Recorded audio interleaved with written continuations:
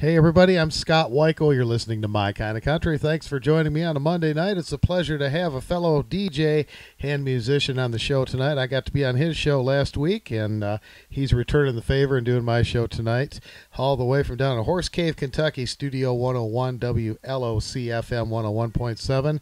My honor to welcome Ken Scott to My Kind of Country. Ken, how are you tonight? Doing fine, Scott. How you doing? Oh man, I appreciate you talking to me tonight. It's a pleasure to have you on the show. Well, thank you. My pleasure, too. Well, you got a great new song. We've been playing it on the show, and people love it, and it's called The Jones Days.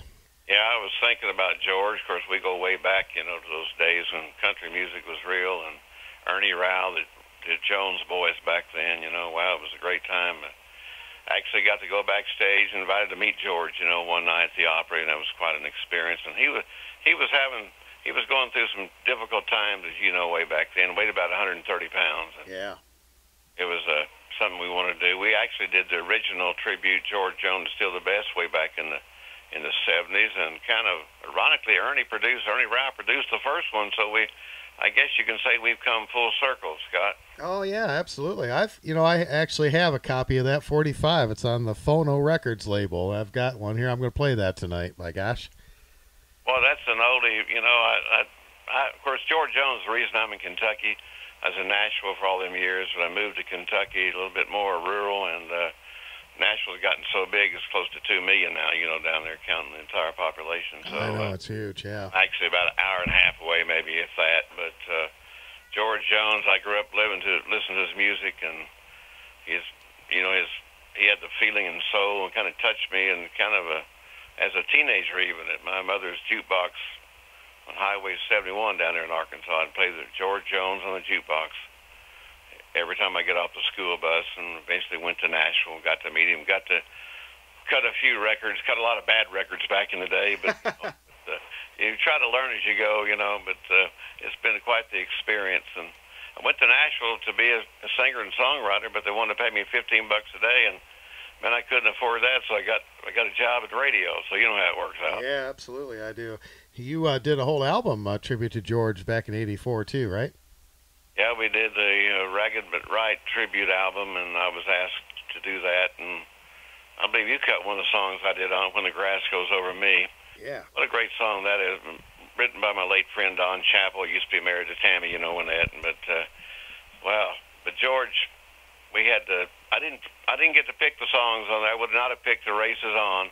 That's such a hard song to sing, But there was some I would have picked up, and I did He Stopped Loving Her Today, but, nobody can do that like George did. I mean, but I didn't have no choice in the selection of the songs, but was glad to do it anyway, Yeah, absolutely. Absolutely. Well, tell me a little more about your radio career. Well, I went to work at Nashville a long time ago, way back in the early 70s, at the Hermitage Broadcasting Corporation, a little AM station on Music Row down there, and actually had a talk show called Music Row Spotlight there for years, where the songwriters would come on. I guess I've interviewed everyone. From Don Slips to Bob DePiro, Max D. Barnes, all of them. But you got to meet a lot of new acts. Got to be the first one to play Susie Bogus's records back in the day. She was a regular. You remember Susie, of course. Oh, of course, yeah. From Illinois, she was one of the regulars on Music Row Spotlight, and got a few records and here and there, but nothing of any major significance. But I've always wanted to. I'm a ballad kind of singer. I always wanted to do some ballads. Got in with Gary Gentry. It's kind of ironically, I had retired from radio back in '99, moved to, and been in Kentucky here about 11 years, but had to have something to do, then had to entertain the thought, maybe I can sing again. I don't know. And you have to practice every day, like Buck Owens said. You have to do it 24 hours a day, Yeah. You can't do it every 6 months. And then we started the radio show, got to meet Gary Gentry, who's the catalyst behind Jones Days. I had the idea for a couple of years, and I was driving down the road, and I'm sure you have the feeling too. Boy, I listened to a lot of new acts, and, some of them are pretty good. A lot of them sound a whole lot alike to me. I'm like John Connolly, nothing stands out, Yeah. But I was thinking about if we just go back one day to those days when country music was real, to Merle Haggard, George Jones, Hank Ledger-Rizal.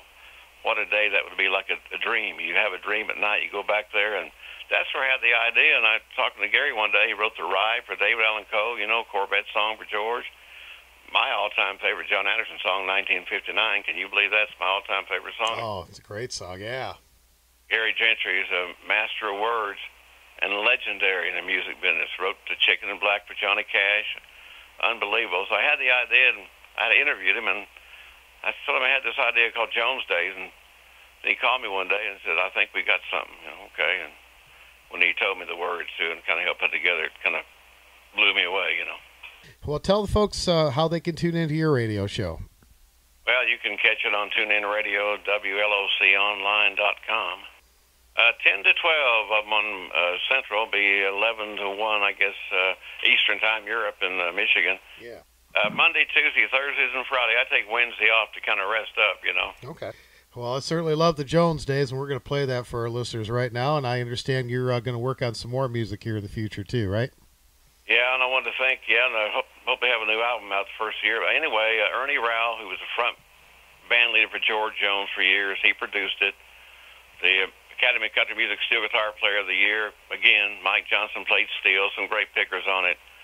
And couldn't have done it without Ernie, couldn't have done it without Gary Gentry, James Carruthers, and it's just a team effort, all for George, all for Merle, not about me, but it's about the heroes that we love, you know. Amen to that. Well, we're going to play that for you right now. Ken Scott, the Jones Days, right here on My Kind of Country. Ken, thanks so much for taking time to be on the show. Thank you, Scott. Keep it country. Appreciate you.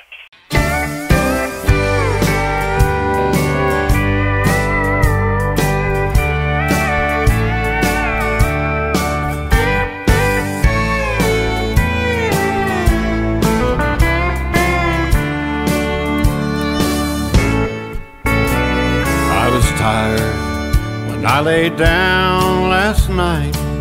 I turned the FM on, found the classic country station. They were playing George Jones songs. I let my mind slip back in time to a world I used to know. The steel guitars and smoky bars and the music I love so. I was back in the Jones days. Country music was real. George and Merle and all the outlaws sang the songs we could feel. Honky tonks were our playground. When it's all said and done, back in the Jones days, we had a lot more fun.